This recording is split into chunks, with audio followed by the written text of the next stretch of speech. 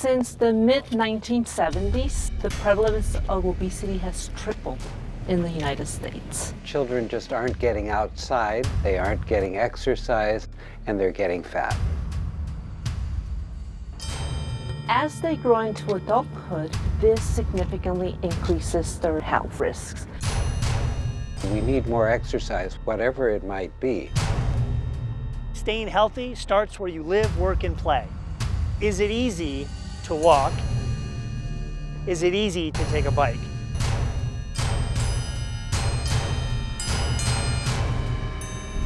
We're a very unsafe place, really, for bicyclists, for pedestrians, and for motorcyclists.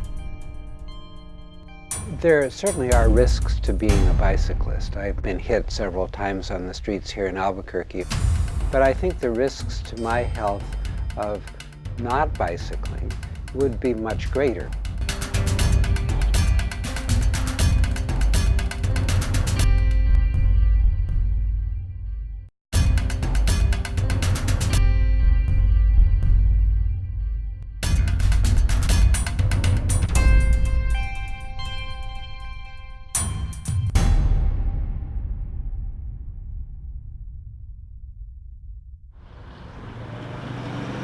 When we're driving, we feel like the car is an extension of our being, essentially, and we forget that there are other users on the road that may not have the protection of like a multi-ton vehicle around them. We're talking about bicyclists and pedestrians and motorcyclists as well, or the elderly. If somebody hits you, you're much more likely to experience either incapacitating injuries or a fatality.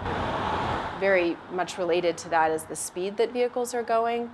When you're driving, you don't think too much about going 5 or 10 miles over the speed limit, but that can severely impact what the outcome is if they are to hit somebody. Fatality rates skyrocket between 20 and 40 miles per hour due to the vulnerability of a bicyclist or a pedestrian. Speed limits keep other people safe beyond just the driver of the vehicle. They have everything to do with other people on the road and making sure that they remain safe.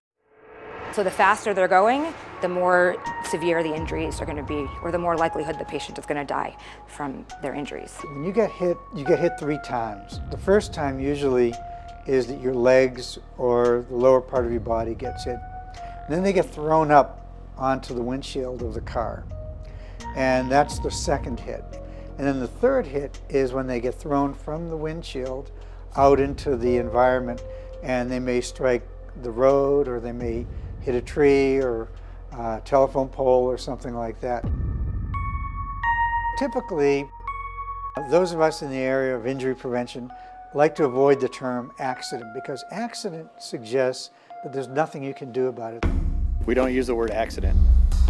An accident is not preventable, and a crash is. A crash is caused by some human error.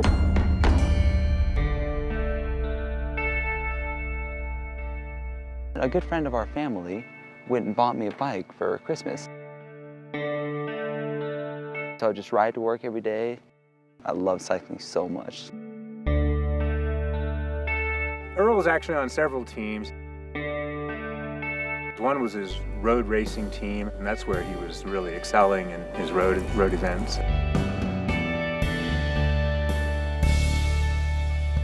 I just loved being on the bike, being outside by myself, enjoying the weather, enjoying being on the bike pedaling. That was his reason for being so much, was his being on the bike was his whole life, really.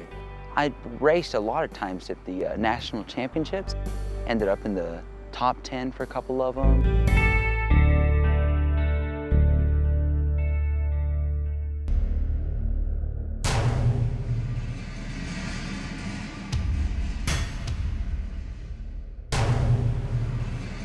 One of the most typical things that a driver of the motor vehicle will tell us was, "I didn't see the bicycle." The same thing applies with motorcycles not being seen through, like, I didn't see the motorcycle. Your cone of vision is greatly reduced the higher speed you're going. So if you've got a pedestrian far away from you and you're going 40, 50 mile an hour, you're not really going to see them until you're right on top of them. Whereas if you're going much slower, your cone of vision expands and you're going to be able to pick them up in the environment much sooner, and plus you're going to slower speed, so you're going to be able to react in a shorter distance.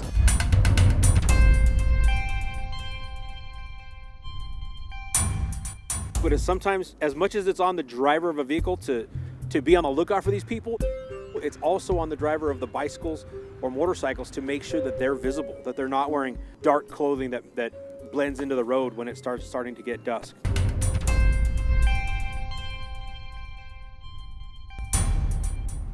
This jacket is pretty obvious. Federal law states that motorcycles must be sold with headlights that operate whenever the engine's running. I have extra lights on my bike to give a driver more perspective of my size and my distance. A single headlight can be confusing to car drivers. I just try to make myself more visible, and also all the time I'm riding, I'm making sure I'm not in a blind spot of the driver. As I come to an intersection, I may slow, I may change lanes, I may flash my light. I'm going to make myself visible to that person who might not be seeing me.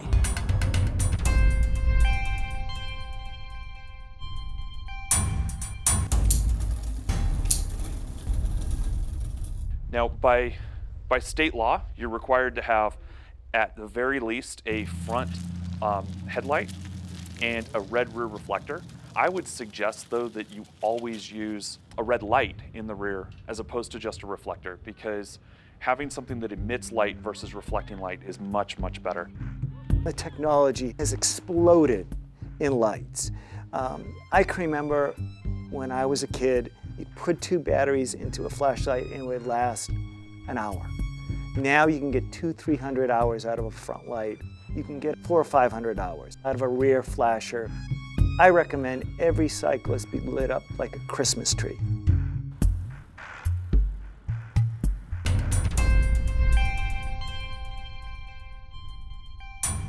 There's certain times when pedestrians need to pay extra attention. Most collisions with pedestrians occur early evening into the night. So if they're walking in early evening and nighttime, they need to be more visible. They need to cross in intersections that are well lit. People have to pay attention while they're driving. We don't want them on their cell phones. We don't want them putting on lipstick or shaving on the way to work. They need to look around for other things besides other cars. They need to look for pedestrians. Distractions are not just unique to car drivers. As a pedestrian and a bicyclist, if you got earbuds in, you're not hearing stuff in surroundings. You're not hearing cars coming up behind you or people coming up behind you. Sometimes I like to listen to music while I'm riding my bike, but I'll have one earbud in and one earbud out so I can hear the traffic around me, because it's huge to be able to know when cars are coming up behind you, when other riders are riding up behind you. Drivers of cars should be watching out for me just like they'd watch out for any other car.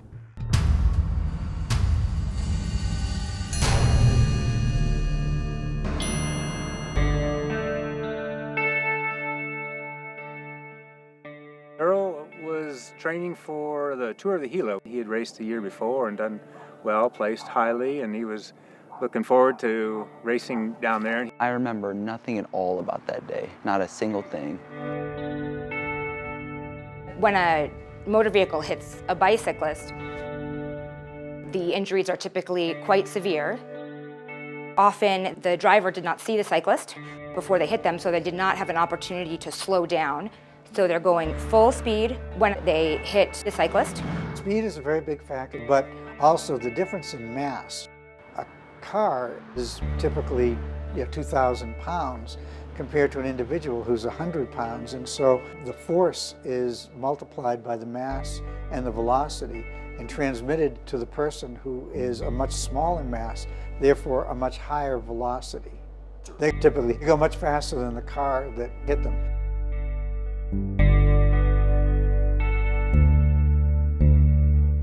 He was taken by ambulance immediately to UNM Hospital. A lot of bleeding in the abdomen, He had or a the chest, breathing tube in his throat. traumatic brain swelling injury, in the brain, broken bones.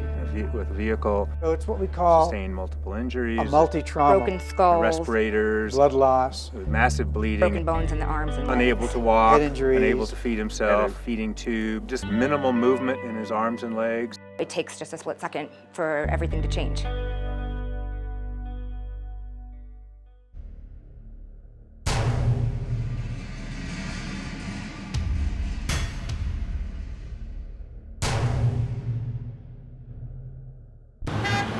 Bicycles are seen by the state as vehicles and have the rights and also have to follow all the responsibilities, just like a motor vehicle on the roadway. Bicyclists have a right to use the roadway as well. We find that there's a lot of impatience towards bicyclists in general by motorists when they're utilizing roadways. If motorists would just allow bicycles to utilize the road and share, as we were taught so long ago, then we'd all be better off.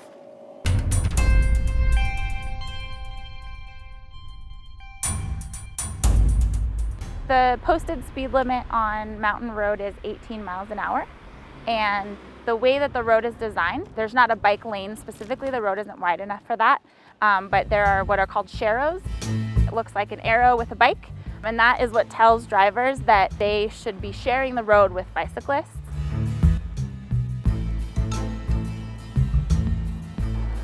So here we are approaching the intersection.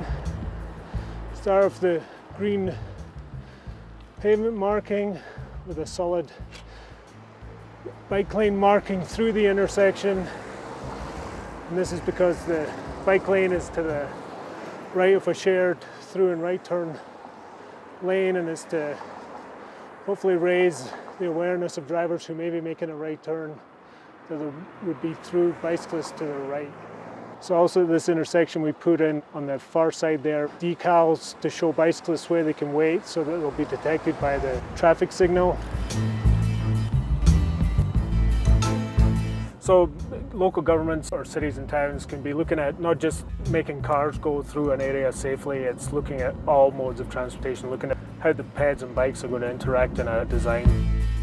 Changing the thought process that it's not just about moving cars efficiently. We all have places to go in our everyday life. Getting there needs to be safe. And if we truly want to promote health among all of our citizens, how do we create the routes to get to wherever we're going in a healthy, safe way? Sometimes they can do what we call a road diet, where they reduce the number of lanes that are currently there. And what that is, it takes a lane of traffic that we can now move to either add bike lanes or expand the sidewalks to make it a much nicer environment and safer environment for all the users. You may have gone slower, but probably overall your travel time through that corridor didn't change too much. And then it had huge benefits for the pedestrian and bicyclists who use that corridor, because now it's a much nicer and safer corridor for them to interact in.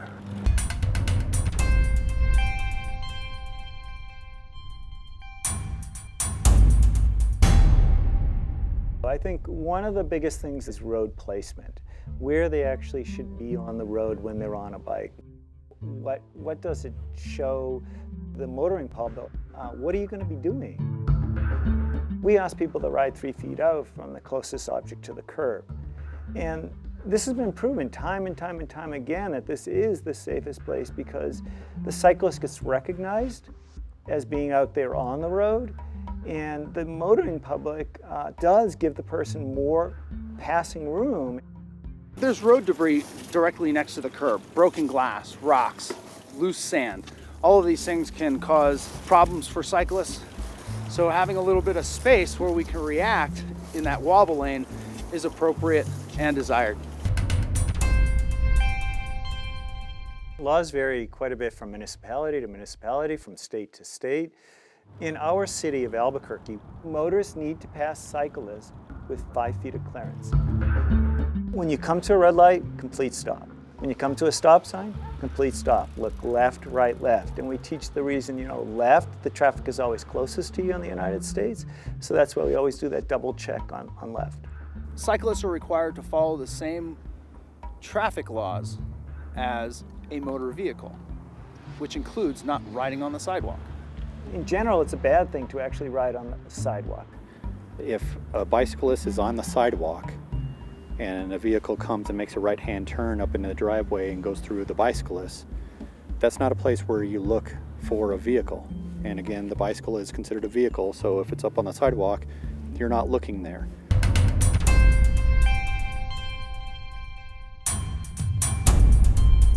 Button hooking is when they'll pass you on the left, which is their right to do, but then slam on the brakes and make a right-hand turn and turn in front of the cyclist. the bicyclist, as you're crossing the street, you want to make sure that there's not a right turner. Quite often now you see right turning people not stopping for a right turn in red. They just kind of roll through. They're not always watching for you as a bicyclist. You recognize that there is a bike lane. You don't see a cyclist at that time. Scan in your right mirror. Actually consume the bike lane a little bit with your car. Put on your directionals. And then go ahead and make the right-hand turn. You can drive in the bike lane with your vehicle if you're going to be making a right-hand turn. The cyclist will see that the motorist is kind of getting into the bike lane. They'll have less of a tendency to creep up there. They'll know that that motorist is taking the right-hand turn. You're getting out of your car, you're not thinking.